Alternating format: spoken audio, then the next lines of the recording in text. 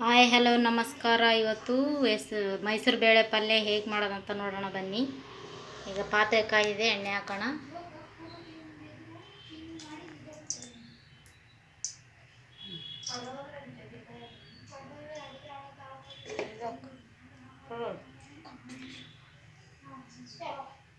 ಈಗ ಬೆಳ್ಳುಳ್ಳಿ ಹಾಕೋಣ.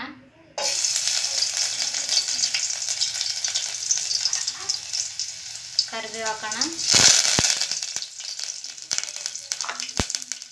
ಈಗ ಒಂದು ಟೊಮೆಟೊ ಕಟ್ ಮಾಡಿ ಇಟ್ಕೊಂಡಿದ್ವಿ, ಅದು ಹಾಕೋಣ.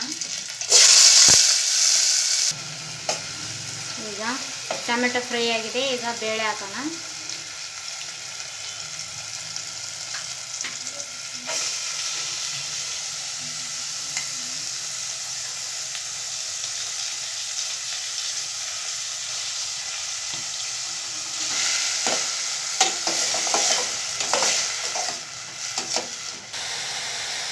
ಈಗ ಟೊಮೆಟೊ ಬೇಳೆ ಎಲ್ಲ ಹಾಕಿದ ಮೇಲೆ ಅದು ಫ್ರೈ ಮಾಡಿಕೊಂಡು ಸ್ವಲ್ಪ ಖಾರ, ಉಪ್ಪು, ಅರಿಶಿನ ಹಾಕೋಣ.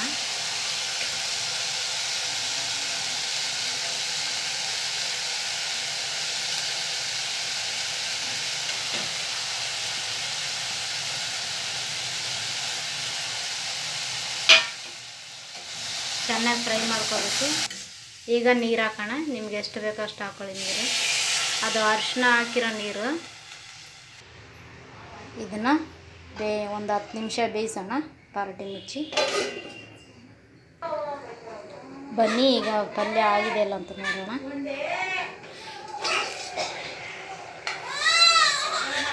ನೋಡಿ ಎಷ್ಟು ಚೆನ್ನಾಗಾಗಿದೆ ಪಲ್ಯ. ಈ ಥರ ನೀವು ಬಾಣ್ತಿಯರಿಗೆ ಮಾಡಿಕೊಡೋದ್ರಿಂದ ಅವ್ರಿಗೆ ಚೆನ್ನಾಗಿ ಹಾಲು ಕೂಡ ಬರುತ್ತೆ.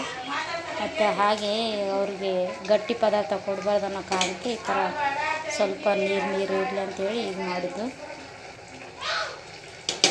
ನೋಡಿ ಈಗ ಪಲ್ಯ ರೆಡಿ.